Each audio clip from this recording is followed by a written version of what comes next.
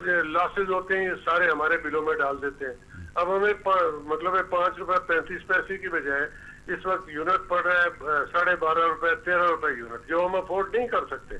हम 1-1 लाख 1.5 लाख रुपए बिल जमा करवाएं बिजली के, या अपनी फसलें काश करें। DAP है तो वो 4200 पे पहुंच गई है, यूरिया जो है 2100 पे पहुंच गया है। वो कहाँ गई वो सब्सिडी, और कहाँ हाफ, मतलब हर चीज डबल होती जा रही है। उसके अलावा हमारी फसलों का बिल्कुल कोई इनको ख्याल नहीं कि कोई रेट मुकर्रर कर दें। कोई मतलब है, इन्होंने नाम रखा हुआ है स्पोर्ट प्राइस। तो मियाँ साहब बहुत मेहरबानी, बहुत शुक्रिया, आपकी आवाज़ चली गई। मैं पैनल से बात कर रहा हूँ, आप सुनते जाइएगा, लाइन पर रहिएगा। मियाँ वहीद आलम साहब, ज़ाहिर आप असम्बली में हैं, नेशनल असम्बली के मेंबर हैं, तो ये आवाज़ आपका हक नहीं बनता कि उठाना वहाँ? देखें, इनकी तमाम बातें दुरुस्त हैं। ये 2 साल से हम ये असम्बली में ये बातें उठा रहे हैं कि आप एग्रीकल्चर पॉलिसी दें, आप एजुकेशन पॉलिसी दें, आप इंडस्ट्रियलाइजेशन पॉलिसी दें। इस गवर्नमेंट ने अभी तक कोई पॉलिसी नहीं दी। बातें करते हैं, कोई पॉलिसी नहीं। अब जो हो रहा है, अब जो किसान के साथ जुल्म, जो देखना, हम बाहर से ख़रीद रहे हैं महंगी गंदम, लोगों को सस्ती दे रहे हैं। एक तो यहाँ पर वो सब्सिडी दे रहे हैं, वो नुकसान हो रहा है, लॉस है। अगर यही पैसे हम अपने काश्तकार को दे दें, और फिर मैंने दुनिया आप इतने बड़े बड़े जुलूस निकालते हैं, जलसे करते हैं, तो ये क्यों नहीं करते आप? मैं अर्ज करता हूँ, ये दुनिया की पहली गवर्नमेंट मैंने देखी है जो खुद मिडल मैन का किरदार अदा कर रही है। हमेशा प्राइसेस को कम करने के लिए मिडल मैन को निकाला जाता है। यानी इन्होंने 1400 रुपये खरीद कर 2200 2300 2400 रुपये बेच रही है। ये तो आप PTI की पूछते हैं ना, PTI जी शमशाली बताइए, ये क्या कह रहे हैं कि आप तो मिडल मैन आप बन गए? बस वो मिडिल मैन जो है ना, वो शायद इनको बहुत पसंद है, उनसे इनको बहुत ज़्यादा इन्होंने जो सारे फ़ायदे उठाए हैं। ज़ाहिर बात है, मिडिल मैन इनको यही चाहते ही है कि मिडिल मैन ज़रूर बीच में हो। बहरहाल मैं आपको बता देती हूँ कि बात ये कि बिल्कुल हमारा जो अफसोस की बात है, मैं खुद कहती हूँ कि हम जब ग्रो अप भी कर रहे थे हमेशा सुनते थे कि सबसे बड़ी पाकिस्तान की इंडस्ट्री है agriculture. Agriculture is the backbone of a country, और यहाँ पे बहुत ये हमारे में पोटेंशियल नहीं किसी ने किया। देखिए मैं आपको बता रही हूँ, हम सुनते थे, मैंने ये नहीं कहा कि डिक्लेयर हुई थी, हम सुनते यही थे जो लोग बड़े बात करते थे। सुनने में इसमें बहुत फर्क है। नहीं, मैंने आपको बताया कि ये मतलब है कि एक पोजीशन थी कि पाकिस्तान का जो एग्रीकल्चर है इसका बैकबोन है, और उसके बगैर कुछ भी है। और हमारे पास बहुत ज़्यादा, मैं समझती हूँ कि पोटेंशियल था, बहुत ज़्यादा। मुझे याद है कि हमेशा लोग कहते थे कि आप पाकिस्तान में आए आपको हरावल नजर आती है। मैं अपने बचपन, मतलब यंग एज की बात कर रही हूँ, और इंडिया में जाए तो वहाँ पे आपको हालात और तरह के नजर आते हैं। ओवर द इयर्स जो भी गवर्नमेंट्स आई, मैंने जैसे आपको बताया, जो साहब के ज़माने में 200 रुपये फ्लैट रेट था ट्यूबवेल का, ये तो करना पड़ेगा इनको। मैंने यही कहा कि अभी आप देखें कि कुछ दिन चोरी लोग करते हैं। अभी आप थोड़ी देर पहले बात कर रहे थे ना कि अभी कुछ देर पहले इन्होंने ये जो पावर टैरिफ वगैरह किया स्मॉल और मीडियम इंडस्ट्री के लिए और बिग इंडस्ट्री के लिए, तो अब इंशाल्लाह किसान का मैं आपको बता दूंगा कि आज जो किसान की हो रही है ना, उसमें ये हमारी बात होगी। आप भी जिम्मेदारों का आवाज उठाएं जाके। PTI तो अलग है, ये आपके किसानों के साथ। मेरी नज़र में हमारा सबसे ज़्यादा जो इख्तिसासज़दा तबका है वो हमारा किसान है। देखिए, हम अगर एग्रीकल्चर कंट्री हैं, आप न्यूजीलैंड की मिसाल लीजिए, वहाँ कौन सी इंडस्ट्री एग्रीकल्चर कंट्री है, उतना डेवलप्ड है जितना कोई भी कंट्री है। आप अगर नॉर्डिक कंट्रीज़ की मिसाल लेते हैं, स्वीडन, नॉर्वे वगैरह, बाई डेफिनीशन वो 50-60% फॉरेस्ट है। अगर ये एग्रीकल्चर में नहीं आता तो क्या आता है? आप हैरान होंगे, जर्मनी है जैसा मुल्क, इवन ब्रिटेन, अगर आप उनकी इकॉनमी देखेंगे तो एग्रीकल्चर बहुत बड़ा चंक है। मगर इसमें मैं 2 चीज़ें कहूँगा। हमारे जो स्टेट डिपार्टमेंट्स है, अभी वापडा का नाम लिया तो मैं उसी पे रुकता हूँ क्योंकि टाइम कम है, और एग्रीकल्चर डिपार्टमेंट, तो ये बजाय एक दूसरे के सपोर्ट करने के कंपेटिटिव हैं।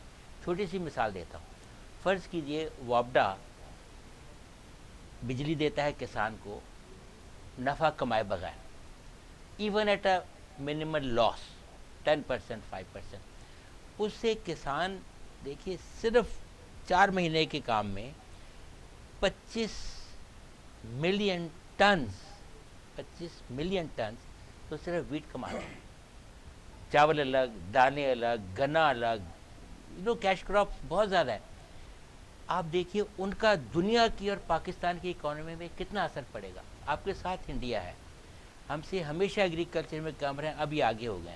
डेमोक्रेट्स की हुकूमत में जो भी सदूर साहब का आते रहे हैं, बेसिकली तो आप सीनियर बुश की जूनियर बुश ये रिपब्लिकन थे, और फिर ओबामा आए डेमोक्रेट्स के तौर पर।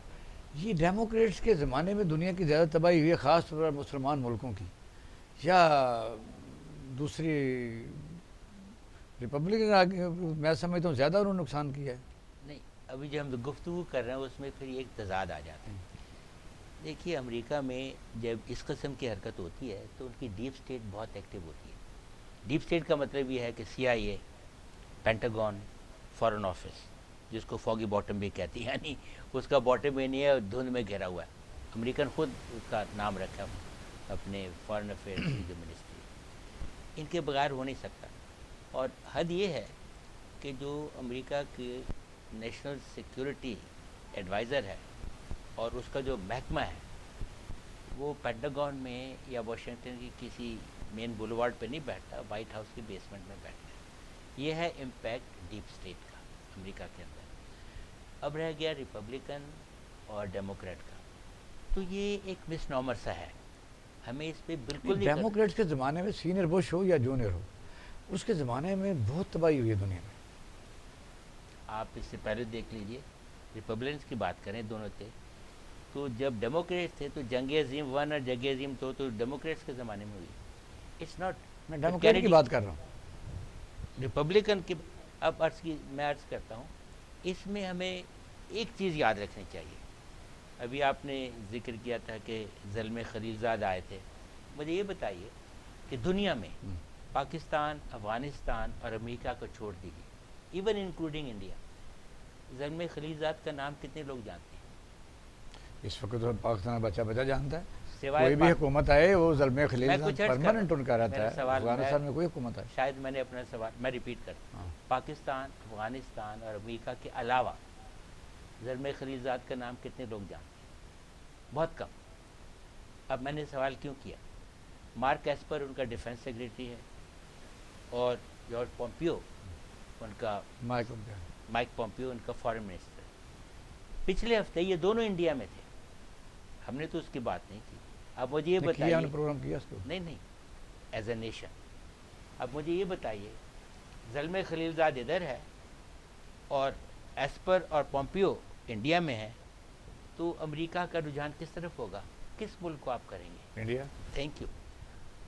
एक और बात कर लीजिए, 2016 से ले लीजिए, जब से ये आए हैं, उस एक साल पहले ले लीजिए। एक साल पहले इसलिए कि इंडिया के इलेक्शन बूझी चल पड़ा था। अब 2020 है, इन 5 सालों में हर एक साल या अमेरिकन सदर इंडिया गया है या इंडियन सदर अमेरिका आया है, सिवाय एक साल।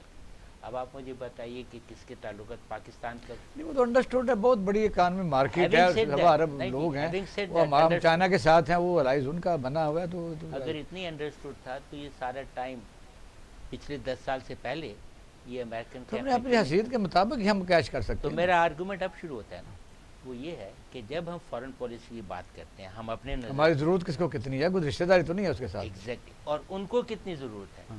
तो इसके लिए ये कहना कि जी फलाना आएगा तो क्या होगा, मदाना आएगा, तो एक कंटिन्यूटी ऑफ स्टेट पॉलिसी है और इसमें नेशनल इंटरेस्ट काउंट हर मुल्क का। और अगर हम उसको उस तराजुर से देखेंगे तो खासकर ये सदर साहब जिनका डोनाल्ड ट्रंप की बात हो रही है, इसका अपने डीप स्टेट से बहुत कम ताल्लुक है। नहीं भाई साहब, हमें और भी मजमून की तरफ जाना है, सब्जेक्ट की तरफ। तो ये लास्ट को हम एक मिनट ले लेते हैं इसी के ऊपर। वजह यह कि किसी मुल्क की किसी मुल्क के साथ कोई रिश्तेदारी नहीं होती, सिवाय कि हमारे जैसे मुल्कों में रिश्तेदारी कोई तल्लक बनाने की कोशिश करते हैं कि ये जज्बाती है, ये इस्लामी मुल्क है। लोग अपने तौर पर अगर यही रिश्तेदारी होती तो UAE, बहरीन या सऊदी अरब, तुर्की भी उसमें लगा लें, ये इसराइल के साथ तल्लुकात कायम ना करते। दुनिया स्टेट टू स्टेट चलती है, स्टेट टू स्टेट एक दूसरे को गिफ्ट देती है, तल्लुकात बनाती है, ट्रेड करती है। तो इस वक्त पाकिस्तान ने कोई जितनी भी क़यादतें हैं, ये एक नहीं है, जब से अमेरिका के साथ जो उन्होंने हमें कहा हमने किया, मुल्क में तबाही बर्बादी कर ली, सदर ज़िया से ले ले हम इस्तेमाल हुए, फिर बाद में मुशर्रफ के दौर में भी आपने देखा हुए।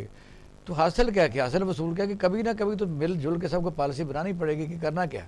ऑफकोर्स ये बात दुरुस्त है आपकी कि अमेरिका क्योंकि वो भी एक एस्टेब्लिशमेंट के अंडर चलता है, उनकी अपनी पॉलिसीज़ हैं और कोई ट्रंप आ जाए या कोई और आ जाए उनकी पॉलिसी में कोई तब्दीली नहीं आती। وہ انہوں کی جو سیٹ ایک ٹارگٹ رکھا ہوا ہے، ہماری طرح 2 سال کا پلان نہیں ہے، 5 سال کا پلان نہیں، ان کا 40-50 سال کا پلان ہوتا ہے، اس کو ہم نے سیٹ رکھا ہوا ہے، اسی کے مطابق وہ چلتے ہیں۔ آپ نے دیکھا ہوگا کہ آپ جتنا مرضی وہ آپ سے فائدہ لے لیں، لیکن جب آپ کو فائدہ دینے کی باری آتی ہے تو کہیں نہ کہیں ڈنڈی مار جاتے ہیں۔ اسی لیے یہ جو ہماری فورن پالیسی تھی، آپ کے یہ جب اب قائد محترم میاں نواز شریف صاحب نے اپنا رخ چائنا کی طرف کیا، ان سے تو یہ بہت بڑی ایک تبدیلی تھی کہ بھئی یہ ہم کے ساتھ چلے جاتے ہیں، ان کی باتیں بھی سنتے ہیں، طالبان کے ساتھ اب تو علاج کے لیے امریکہ جانا چاہتے ہیں، پھر وہ کہتے ہیں لندن چلا جائیں گے۔ ٹھیک ہے، یہ بات لوگوں کی ہے نا، جو عام لوگوں کی، یہ لوگوں کی خواہشات ہوتی ہیں نا، لوگ دیکھیں نا سارے جاتے ہیں، ہم تو یہ حیران ہوتے ہیں نا۔ دیکھیں مجرم مان کمیشن شہاب صاحب کی کتاب صاحب نے لکھا کہ کسی پاکستان کا جو بریگیڈیئر سے اوپر چلا جائے اسے امریکہ نہ بھیجا جائے، ٹھیک ہے، کیونکہ وہ اس کے بعد پاکستان ہی نہیں رہتا، وہ امریکن بن جاتا ہے، وہ اس کو اس طرح ٹریٹ کر لیتے ہیں۔ اسی طرح ہمارے سب لوگ جو دیکھ لیں، جتنے بڑے بڑے لوگ ہیں، چاہے وہ کسی بھی شعبہ زندگی میاں سے، صاحب یہ ہے تو اس کا حصہ نہیں، لیکن وہ تو ہو گیا ٹریننگ حاصل کر کے آتا ہے، جو وہاں سے کچھ چیزیں ڈلوا کے آ جائے، سٹنٹ پہ آ کے آ جائے، وہ تو بالکل ہی رہتا پھر۔ دیکھیں یہ تو اچھا ان کا نا اصل میں ان کا طریقہ کار بالکل مختلف ہے۔